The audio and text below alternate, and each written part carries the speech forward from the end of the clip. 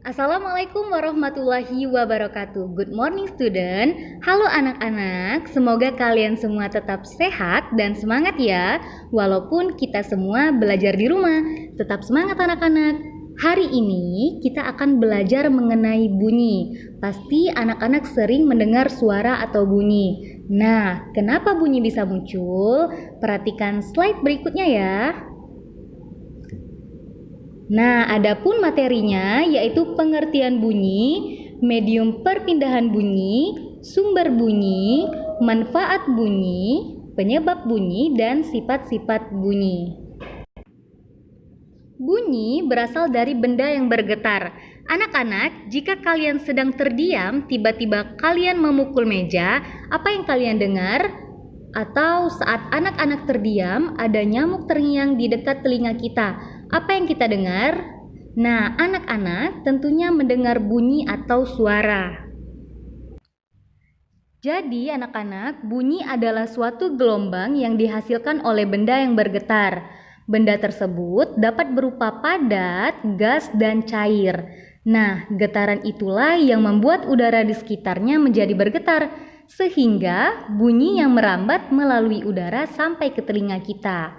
Jadi, bunyi merupakan gelombang mekanik karena bunyi memerlukan perantara ketika merambat. Perantaranya itu yaitu udara tersebut. Adapun syarat terjadinya bunyi yaitu yang pertama adanya medium atau zat perantara. Nah, bunyi merambat melalui zat gas seperti udara, contohnya suara petir yang kita dengar. Dan dapat pula merambat melalui zat cair, contohnya proses pencarian kapal tenggelam. Dan juga ada bunyi yang dapat merambat lewat zat padat, contohnya ketika kita mendengar suara kereta api, di mana kita menempelkan telinga kita di rel, walaupun keretanya masih jauh, itu tetap terdengar. Nah, yang kedua ada sumber bunyi, di mana semua getaran benda menghasilkan bunyi disebut sumber bunyi. Contohnya pita suara kita, gitar, gendang, dan lain-lain. Dan yang terakhir adanya pendengar. Pendengar itu seperti kita manusia dan hewan. Benda-benda yang menghasilkan bunyi disebut sumber bunyi. Kita menghasilkan bunyi karena ada pita suara. Nah, berdasarkan kuat lemahnya atau frekuensinya, bunyi dibedakan menjadi 3, yaitu infrasonik, audiosonik, dan ultrasonik. Jadi, bunyi itu ada frekuensinya anak-anak. Nah, frekuensi itu adalah banyaknya getaran yang terjadi tiap 1 detik. Untuk kuat lemahnya ditentukan oleh yang namanya amplitudo. Amplitudo itu adalah simpangan terjauh dari kedudukan benda pada saat tidak bergetar. Bagaimana anak-anak sampai di sini mengerti? Infrasonik adalah bunyi yang sangat lemah. Untuk didengar manusia, jumlah getarannya kurang dari 20 getaran per detik. Untuk audiosonik, bunyinya dapat kita dengar dan merupakan bunyi yang frekuensinya dapat didengar telinga manusia dengan rentang frekuensi antara 20 sampai 20.000 getaran per detik.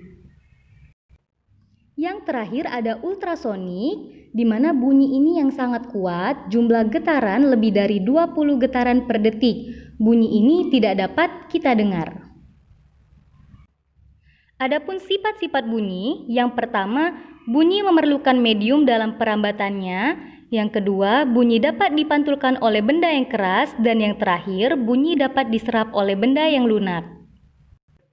Nah, untuk medium perpindahan bunyi juga ada 3 yang sudah Miss jelaskan tadi. Ada melalui benda padat, melalui benda cair, dan yang terakhir ada melalui gas. Nah, untuk lebih jelasnya anak-anak bisa lihat slide berikutnya, sudah Miss sediakan videonya. Selamat menyaksikan dan selamat memahaminya. Nah, selanjutnya manfaat bunyi. Bunyi mempunyai banyak manfaat.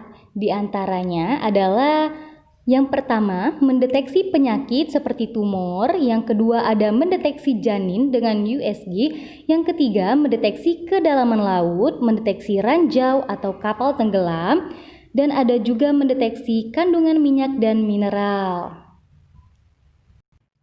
Nah, bagaimana anak-anak? Apakah anak-anak sudah memahami pembelajaran hari ini?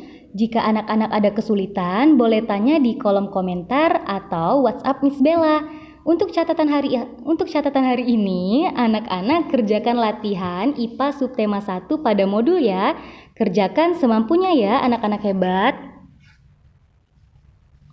Miss akhiri, wassalamualaikum warahmatullahi wabarakatuh.